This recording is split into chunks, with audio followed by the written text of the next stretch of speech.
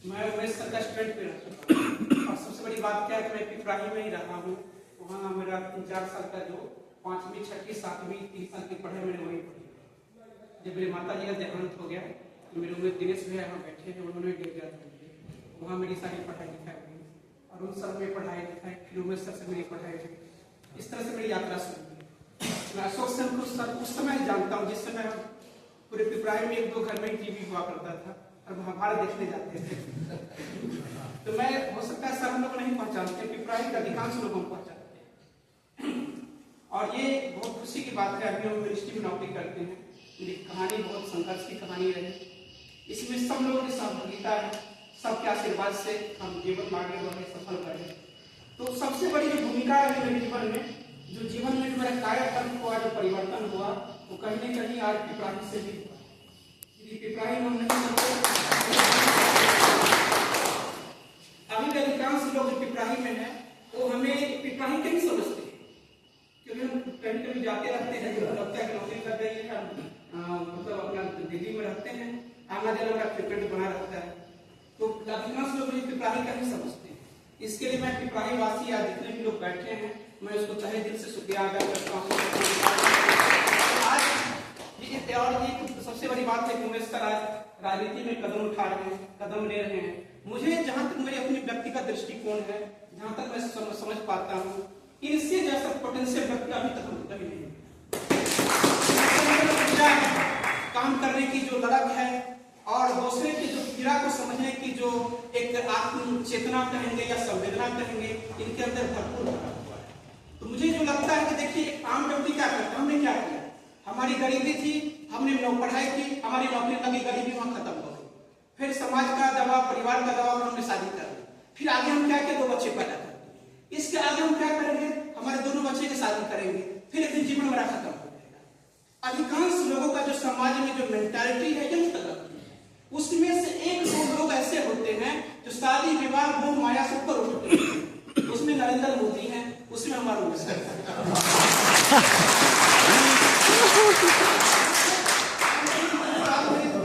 खत्म हो गया। मैं दिल्ली में रहता हूँ, हरियाणा में रहा 10 साल में पढ़ाया लिखाया। मैं वहाँ के लोग मुझे कहते थे आगे तुम बिहार में, तो तुम क्या बनना चाहते हो? तो मैंने कहा टीचर बनना चाहते हो। तो टीचर क्यों बनना चाहते हो? तो मैंने बोला कि मेरे भैया है उमेश कुमार, जिनके यहाँ से मैंने पढ़ा लिखा था, तो उनका पढ़ाने का जो अंदाज था, जो तरीका था, मुझे इतना प्रभावित किया कि मैं अपने आप को टीचर ही मान लिया। और 10 साल तक मैंने हरियाणा में पढ़ाया, इतना अच्छा पढ़ाया, जिस डिस्ट्रिक्ट में पढ़ाया मैं टॉप में।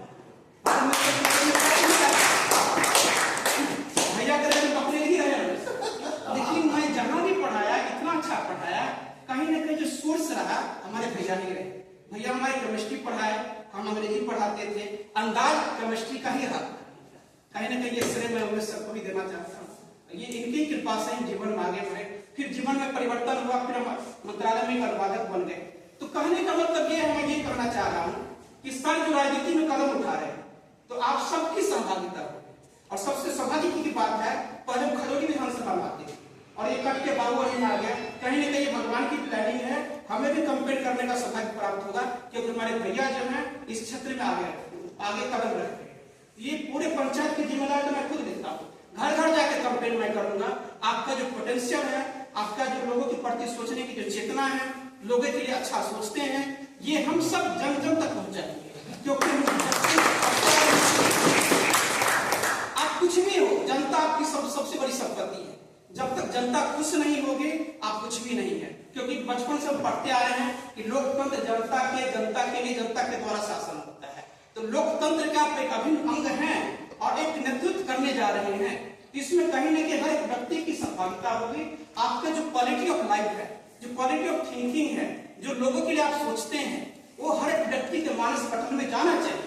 एक व्यक्ति उमेश कुमार है जो हर एक व्यक्ति के लिए सोचता है, इसलिए सोचता है कि उनको कोई मोह माया नहीं है, आप ही उनकी माया है ना।